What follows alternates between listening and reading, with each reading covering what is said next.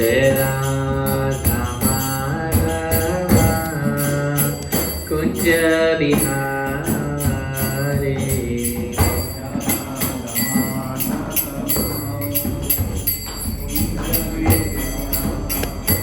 Jai Gopi Jana Vallabha Girivaradhari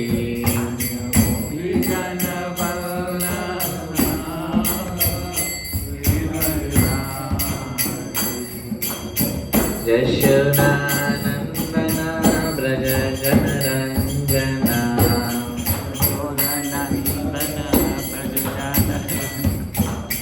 Yamuna Tira Vanachari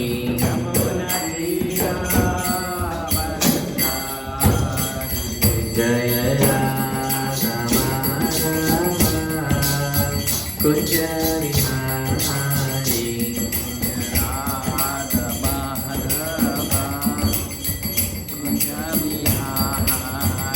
Jai Gopi Jana Vallabha Girivaradhari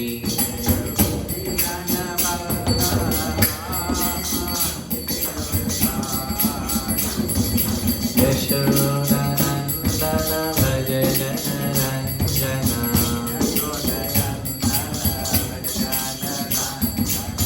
Yamuna Tira Vanachari Jaya Radha Madhava Kunja Bihari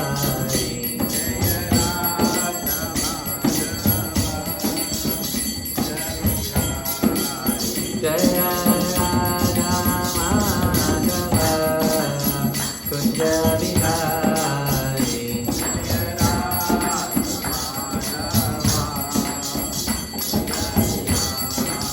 Jaya Radha Madhava Kunja Bihari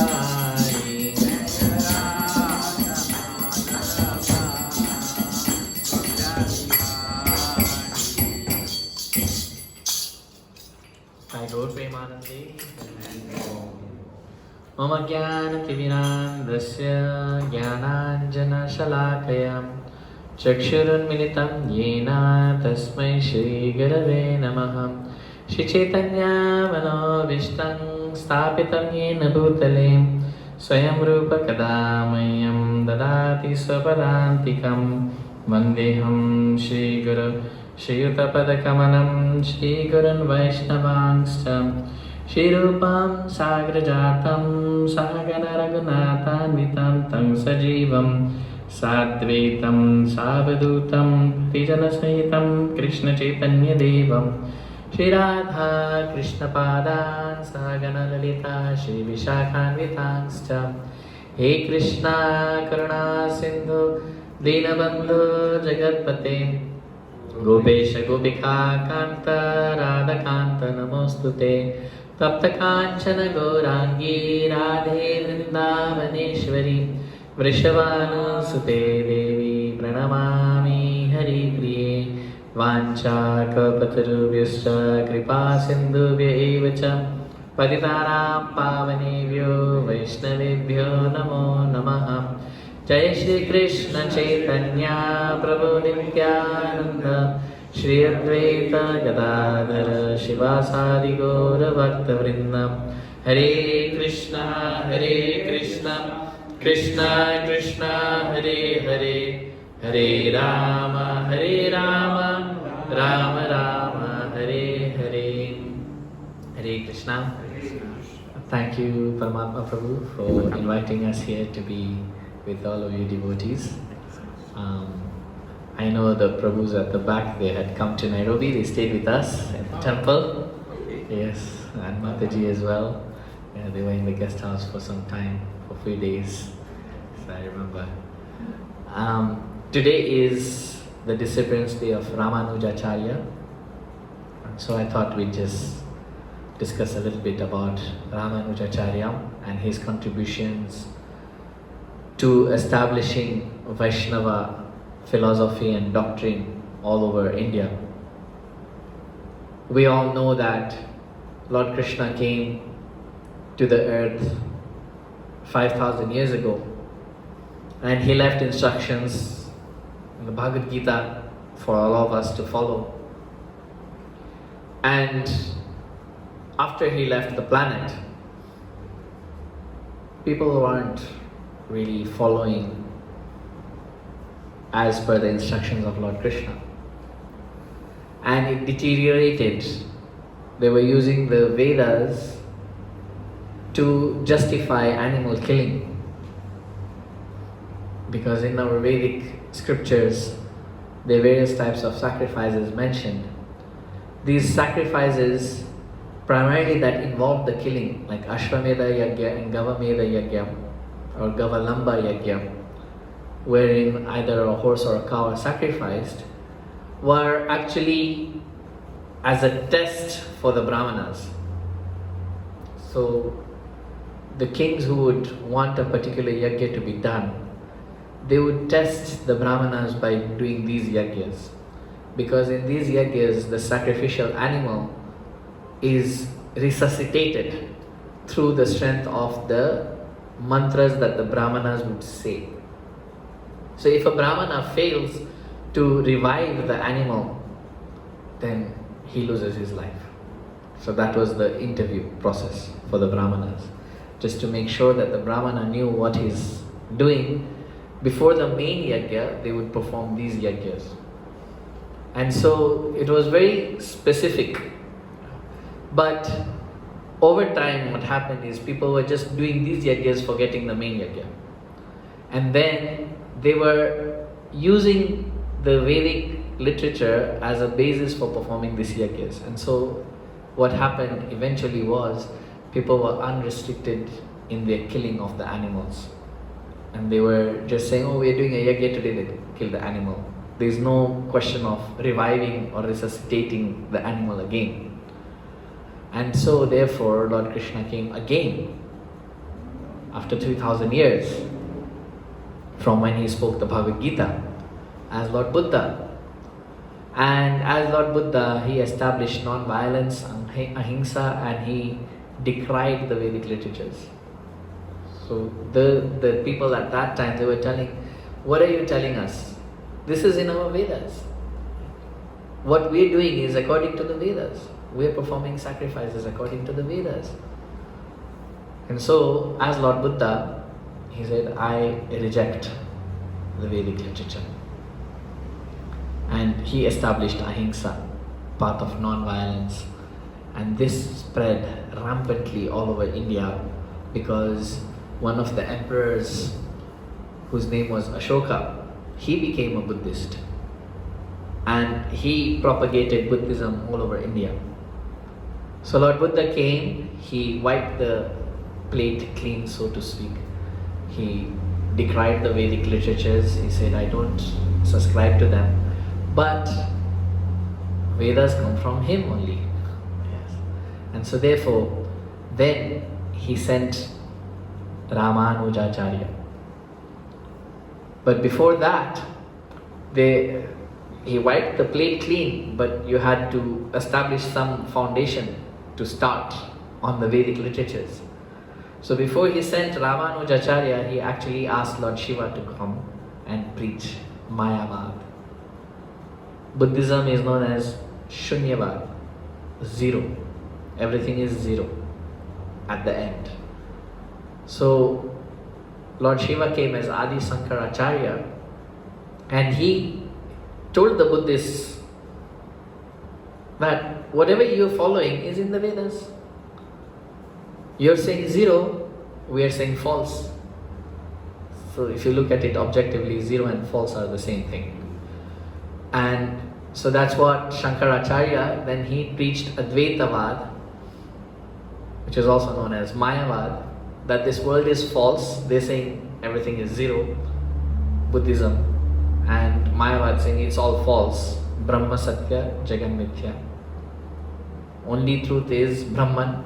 And so Shankaracharya brought the Vedic literatures back. He said, this is your culture, your heritage. How can you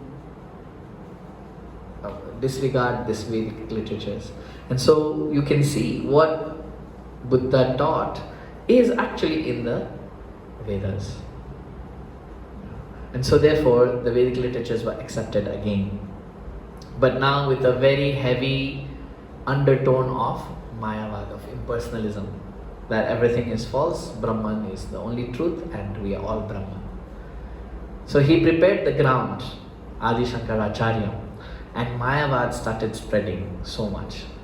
So Buddhism was there, very much established, but when Adi Shankaracharya came, they kicked out Buddhism from India, so it went now far east, where China and Japan and those places, and from India it was almost completely kicked out by the efforts of Shankaracharya. Shankaracharya established Vedic literature and he established Advaitavad or impersonalism. Then Lord Krishna sent Ramanujacharya, who is none other than the incarnation of Anantashesh, or also known as Lakshman. Right? And in fact his birth name was Lakshman, but later on they gave him the name Ramanuja. Rama means Lord Ram, and Anuja means younger brother. So basically the same name, but they said Ramanuja. And so he was sent now to bring Vaishnavism, to establish the Vaishnava Siddhanta, the Vaishnava philosophy. And so, whereas everyone was believing their God, Ramanujacharya was the first Acharya in the Vaishnava line that had to fight very vehemently against impersonalism. So, Shankaracharya was saying, we are all one. Ramanujacharya came and said, yes, we are all one, qualitatively. But there is a difference in quantity. And so his philosophy, Ramanujacharya's philosophy, became Vishishta Advaita. Before there was Advaita was very prominent. Advaita means non-dualism, there is no difference. Everyone is the same. We're all the same. But Ramanujacharya came and he said, Vishishta Advaita. There is a differentiating factor. Vishishta means something special, something differentiating. So he said there is a differentiating factor between that oneness.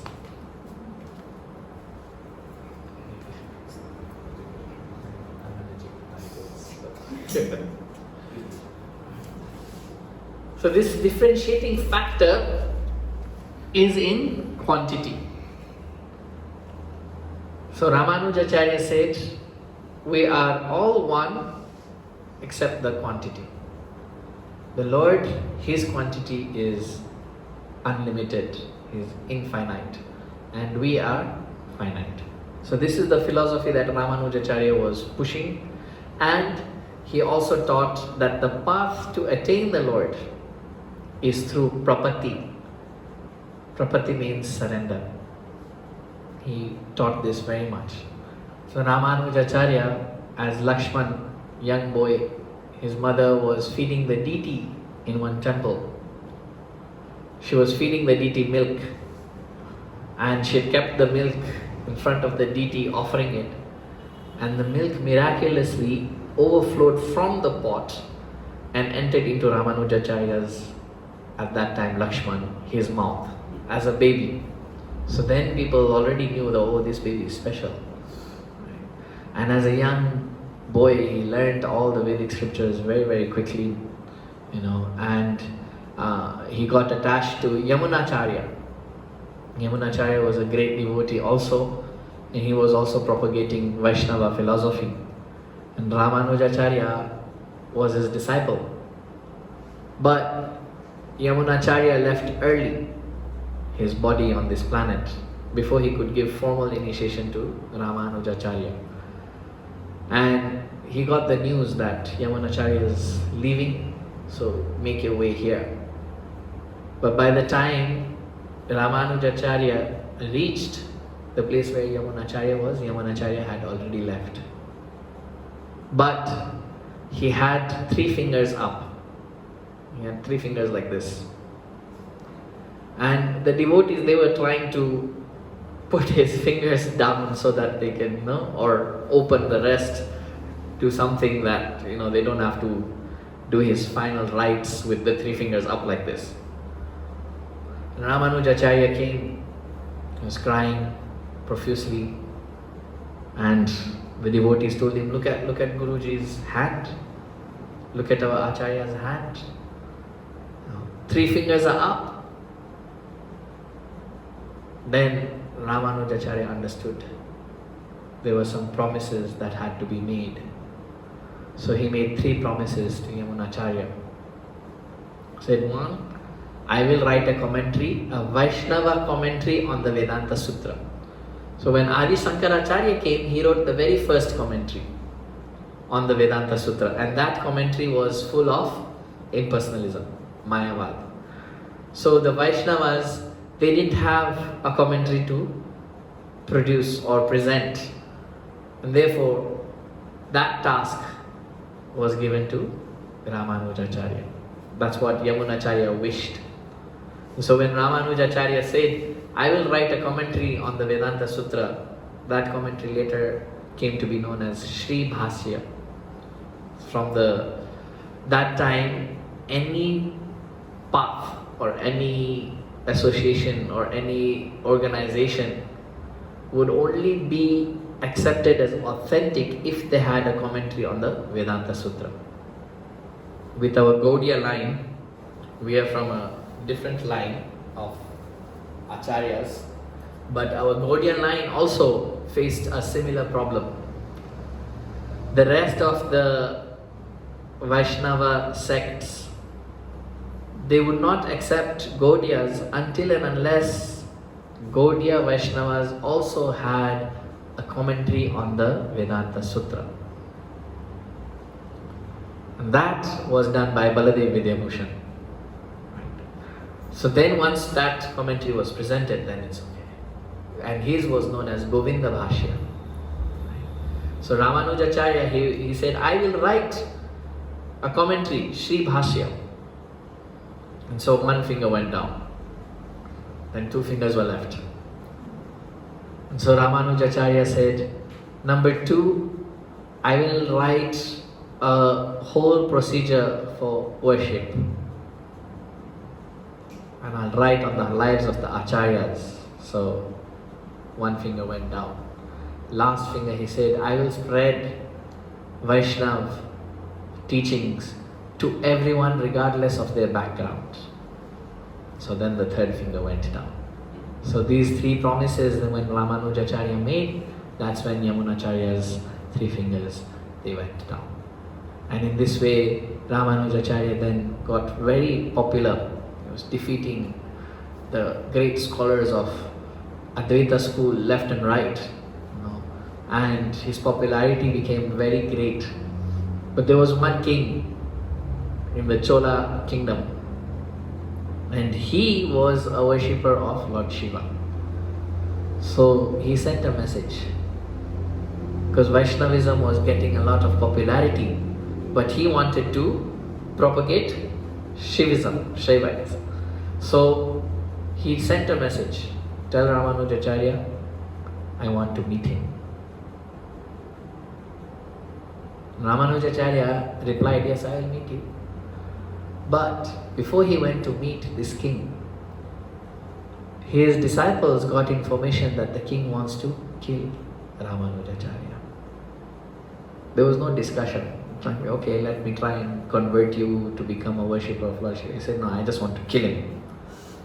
Right? And so Ramanujacharya's 2 disciples, one's name was Kuresh and the other, they both said, let us go instead. Because the king had never seen Ramanujacharya, he just heard. Just like we find similarly when Chaitanya Mahaprabhu went to Ramakeli with a big following behind him to meet Rupa and Sanatan, who were working in the Nawab Hussain Shah's government. They warned Mahaprabhu, please do not travel with so many people. People, those in power, in administration, they get different ideas. So this king, thousands of years ago, before Chaitanya Mahaprabhu came, Ramanujacharya was in 1200s. Sorry, hundreds of years ago, not thousands. Ramanujacharya was in 1200s, Mahaprabhu came in the 1600s. So they said, let us go instead. Please, you do not go. Let us go in your place. So Kuresh dressed up as Ramanujacharya and the other disciple was with him. They both went. And there the king insisted, declare today that you are followers of Lord Shiva. Kuresh and his friend, both disciples of Ramanujacharya, they said, never, we will never leave the worship of Lord Vishnu. He said, are you hearing what I am saying? The king said, if you do not become devotees of Lord Shiva today, I am going to grievously harm you. So these devotees, they said, no, we will not abandon the worship of Lord Vishnu. You may do as you please. So the king instructed that both of them should have their eyes gouged out. So they burnt both of their eyes, inserted hot metal rods in both their eyes. So Kuresh became blind and his friend was told, you go back to Ramanujacharya. So as he was going on the way, he died. He never reached Ramanujacharya. And Kuresh then imprisoned him, put him in jail. So this was what Ramanujacharya had to deal with. Apart from the Advaita school, there were even other kings and people that he had to deal with. And then as this was all going on, the Muslims invaded Srirangam and they laid siege to the temple. And Ramanujacharya couldn't escape. Because when a siege is laid, means they are surrounded 360 degrees, they can't run away. And so the Muslim king put a siege on Srirangam temple and Ranganath himself hid Ramanujacharya in a tree while the siege was going on. And then later told him, now you escape from here and you go north. So we know Srirangam is towards it's like almost the tip of India, Ranga Kshetra. So he was told, you go north. So he fled to the northern parts of Tamil Nadu. And the temple was locked down, things were destroyed, so many things were going on. Nobody could return to that temple. It's only after many years that Ramanujacharya, after the Muslims were driven away, then he came back and he re-established the Srirangam temple. So while he was in exile, he was getting a dream of a deity because the Muslims had been coming from the north. So he was getting a dream of a deity, four-armed form of Lord Vishnu, kept on coming to his dream, telling him, Swami, please save me, please save me. He asked, where are you, my Lord? You're telling me, please save me, but save me from where? Give me some location, send me a GPS pin or something. Right? And so the Lord told him, I am in Delhi. When the Muslims came to the temple, they took me, they broke the temple down, they took me, and the Muslim king gave me to his daughter as a plaything. And the daughter, she was very much attached to Lord Vishnu. She would not go anywhere without him. Right? And so he told Ramanujacharya, please come, Swami, please come and save me. So Ramanujacharya, in exile from Srirangam, traveled to Delhi. And he approached the Muslim king very humbly and explained the situation. The Muslim king, just by seeing Ramanujacharya, was so impressed by his aura.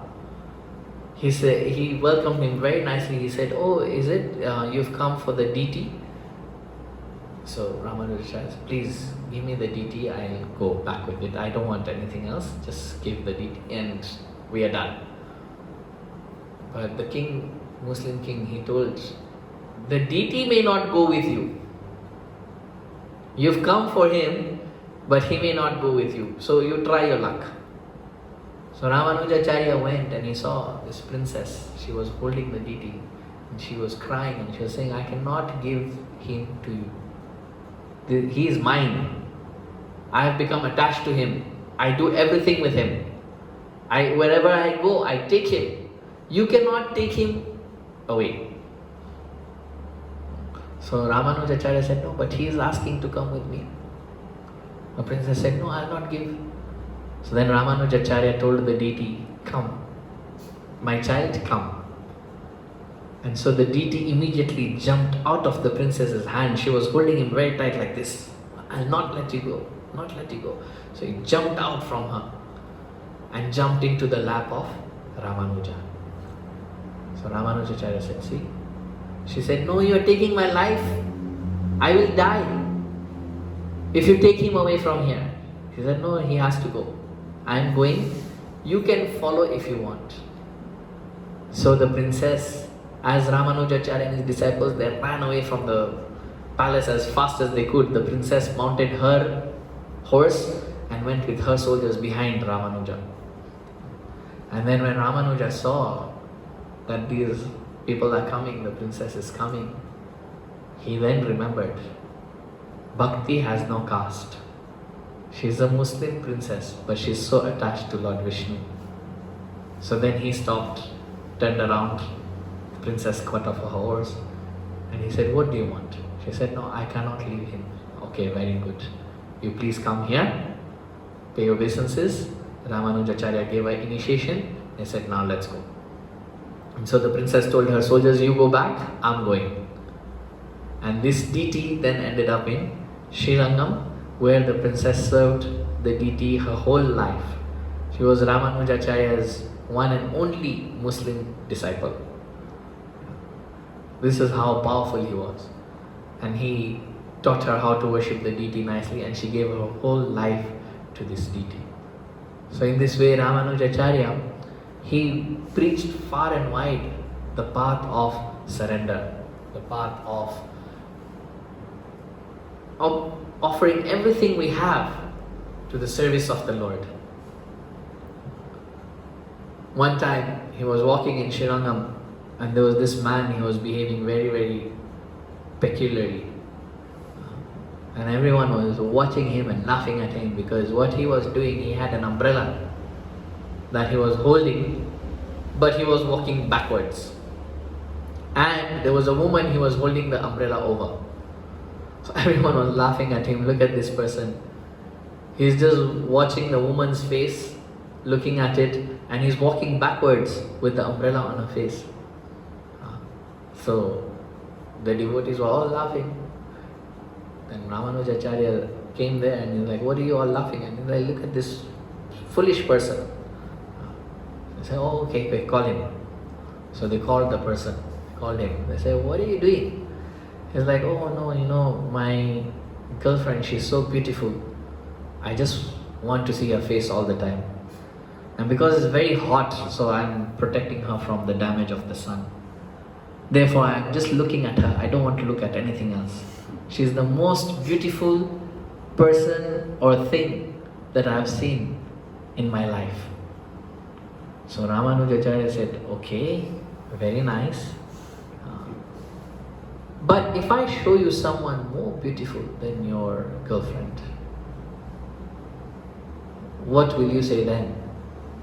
The person said, I don't think anyone is more beautiful than her. But if you do show me someone or a thing that is more beautiful than her, then I will leave her like this. So Ramanujacharya said, okay, please come. And he went into Ranganath Mandir temple. And Ramanujacharya prayed to Ranganath and said, my dear Lord, please just show him a spark of your splendor. Just a spark. And so after praying, he called the person, come, have darshan. So when he came and he saw Ranganath, he just stayed there. He didn't even look back. He didn't move from there. Ramanujacharya said, so?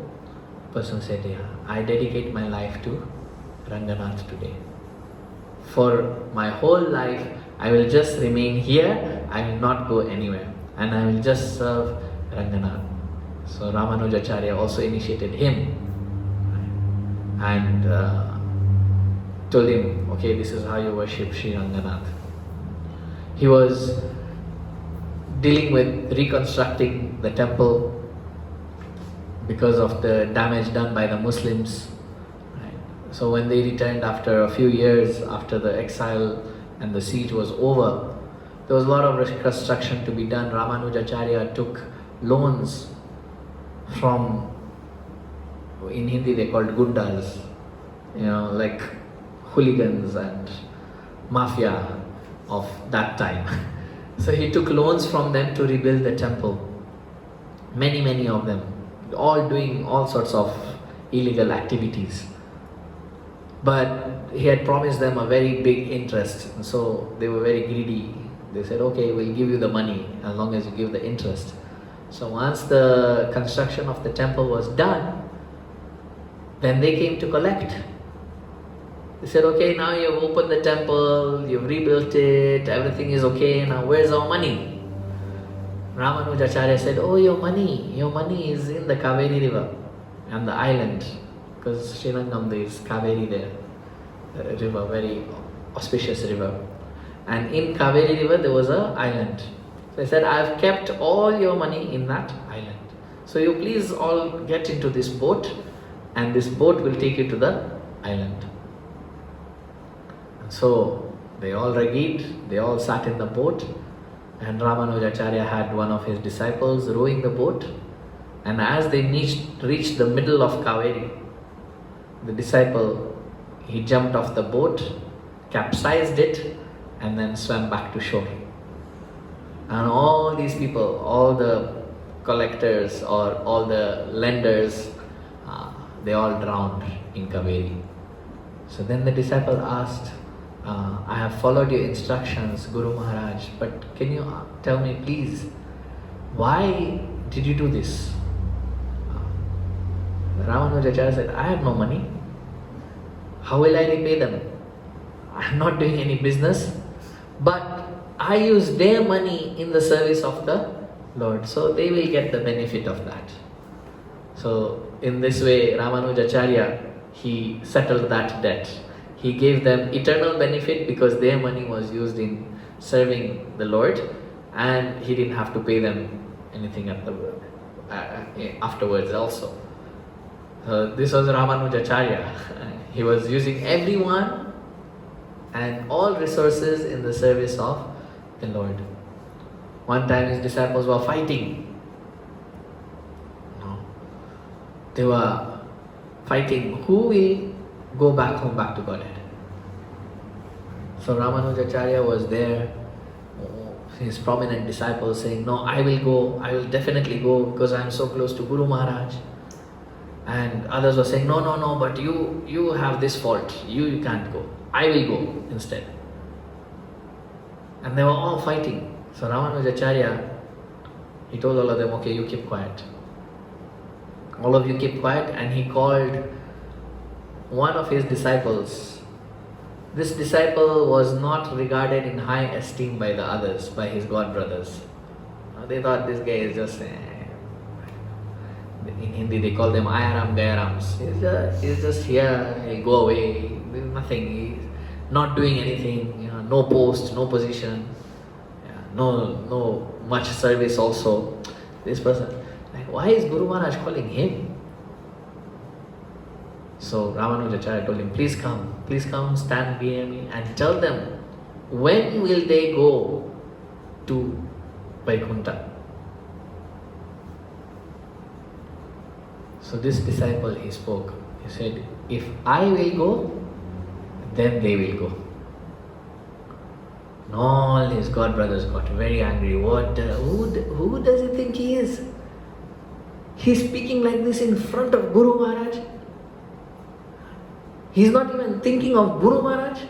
He's saying like this, if I will go, then they will go. What is this nonsense? They all started screaming and shouting, and it's like, what is this nonsense? We'll beat you right now, we'll punch you and kick you. And so Ramanujacharya told all of them, keep quiet, all of you. He told his disciple, please explain, what are you saying? So this disciple of his, he explained, if I will go, then everyone can go back to Vaikuntha. This I, aham mameti, I and mine.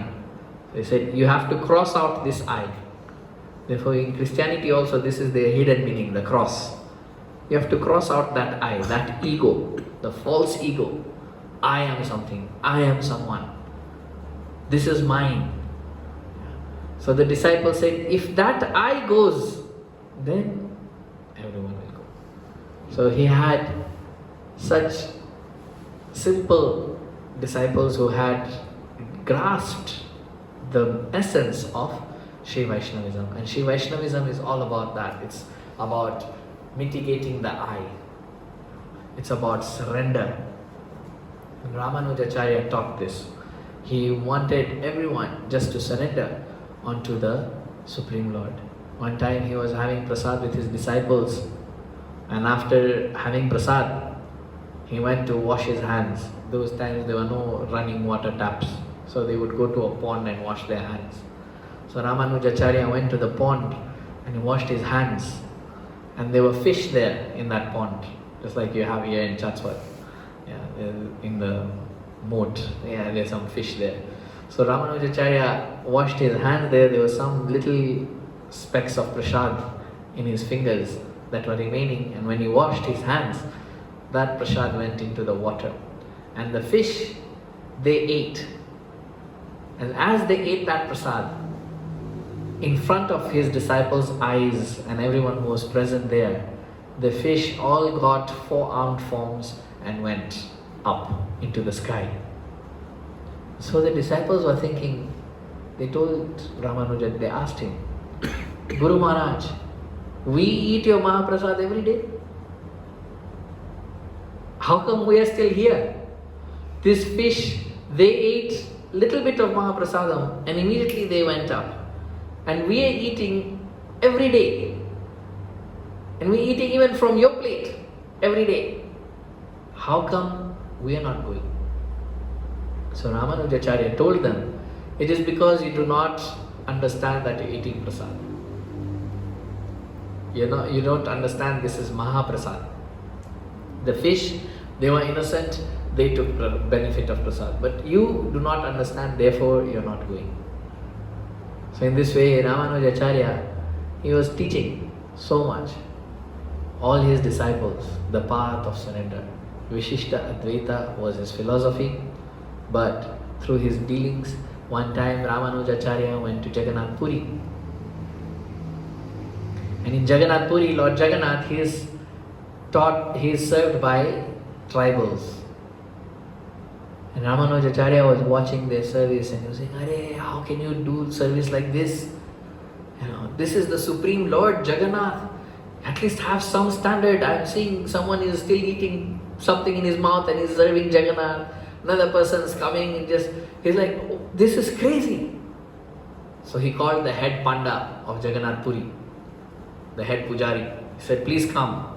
He said, tomorrow I want all those who are engaged in the service of Jagannath to come for a seminar on how to worship Jagannath, and I will teach you all.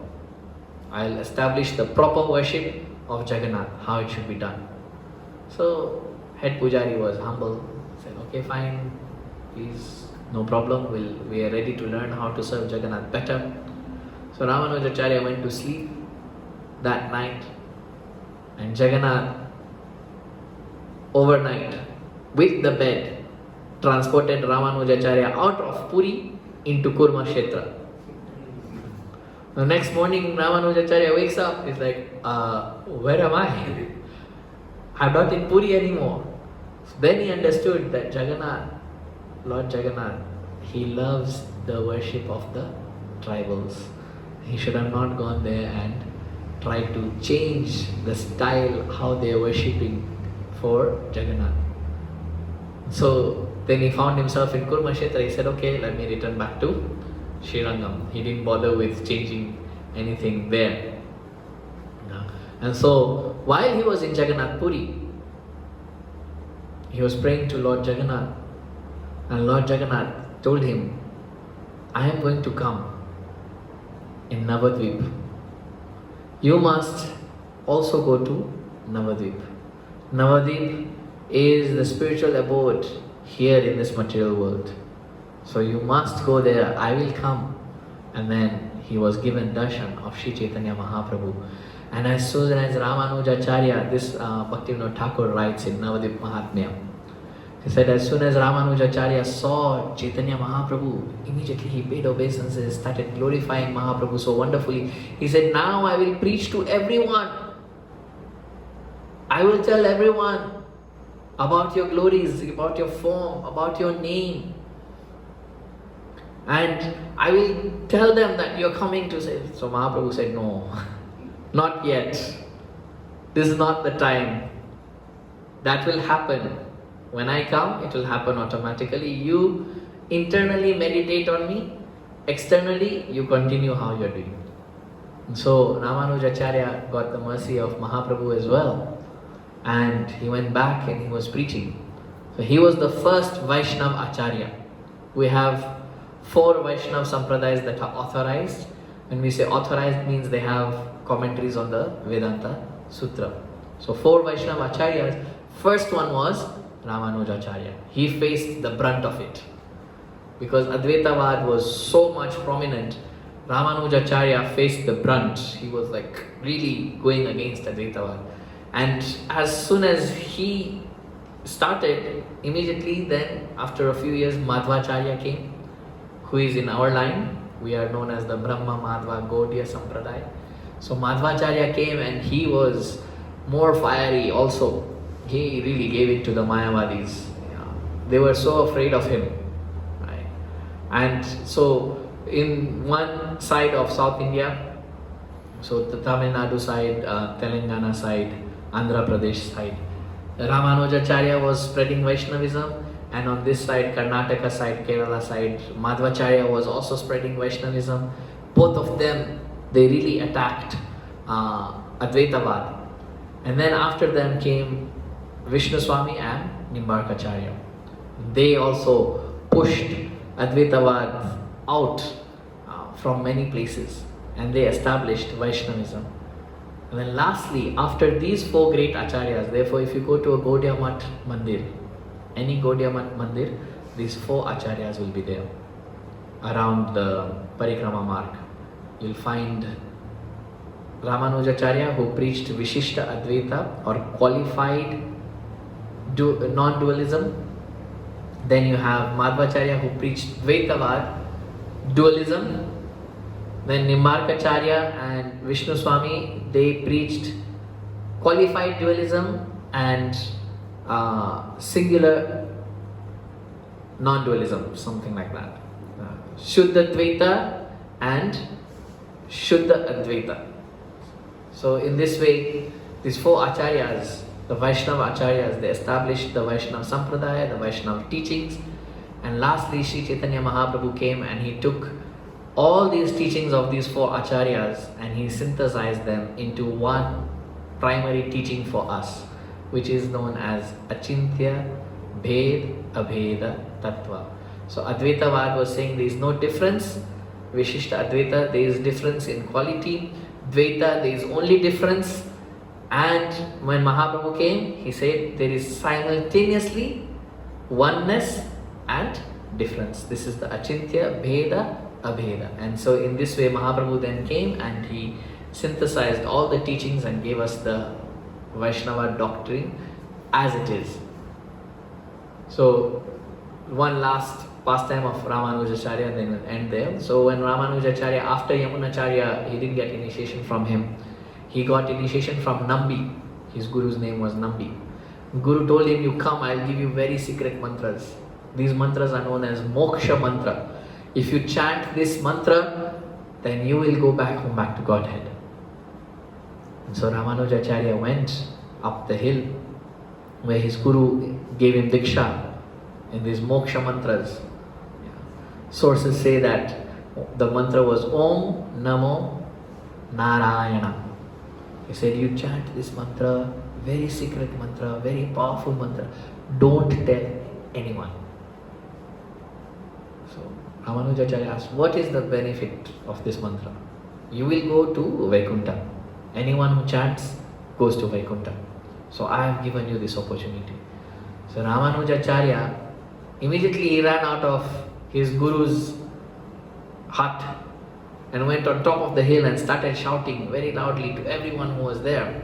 He said, I have got the way by which all of you can go back home, back to Godhead. Please chant Om Namo Narayana. And if you chant this mantra, you will all go. Guru came out running. He said, I just told you, don't tell this mantra to anyone. It is very secret. You have given Diksha to everyone now. He said, yes, why not? Everyone should go back home, back to Godhead. I don't care if I go to hell, because the Guru had told him, if you tell this to anyone, you will go to hell. I can go to hell, let them all go to Vaikuntha. Then Nambi, he immediately embraced Ramanujacharya and he said, you have understood the purport of the Vedas. So you have done, don't worry, you will not go to hell, but you have saved so many people. So you are an Acharya. That's when Ramanuja became Ramanujacharya. They gave him the name. Shri Ramanujacharya Tirobha Mahotsav ki jai. Grantara Srimad Bhagavatam ki jai. Nitai Gaur Premanande. Hare Krishna. Thank you. Is there any questions from anyone? Questions?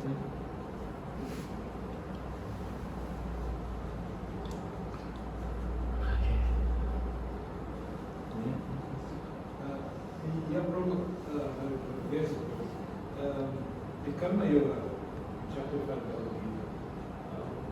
what you just said there is corresponding to what our Gita says, the tourism, Karma Yoga. I agree with you. Dualism means actually, Madhvacharya always had two fingers up like this. He said, you look at your fingers, they are not the same. This finger is different from this finger. One finger is bigger than the other finger. And so the Lord is always separate from the living entity. This was Madhvacharya's philosophy, dualism, Dvaitavad. He said, you cannot equate the Lord and the living entity. Ramanujacharya, he said, there is oneness, but there is a difference. But Madhvacharya, he said, no, there is no oneness. Living entity separate, Lord separate. Lord is always the Lord. One cannot take his position. Everyone is subordinate. And he was very strong and vocal about this Madhvacharya. So he preached Dvaitavad. There is always difference. So that's the meaning of dualism. In Karma Yoga is a path, one of the paths to the self-realization, right? And so that involves activities, our activities, how we surrender the results of our activities to attain self-realization. So it's a little bit different. Dualism, in terms of philosophy, it is dealing with Ishvara and Jiva, and Karma Yoga is a process linking the Ishvara to Jiva. Would you mind telling us how you came to Krishna consciousness and how you met your Guru and how your Guru has inspired you? Okay, how I came to Krishna consciousness.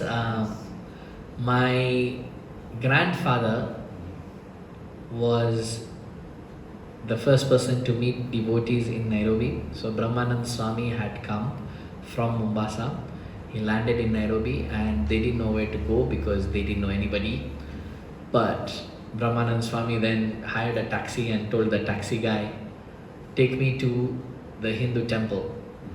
So just like we have Saptah Mandir here, there we had a Hindu temple known as Kachi Gujarati Hindu Union. And so the taxi guys took Brahmanand Swami there. And Brahmanand Swami found my father at that time, who was just 17 years of age, sitting outside waiting for my grandfather to finish darshan and then they go home. And they told him, look, we've come from ISKCON. My father was like, what's that?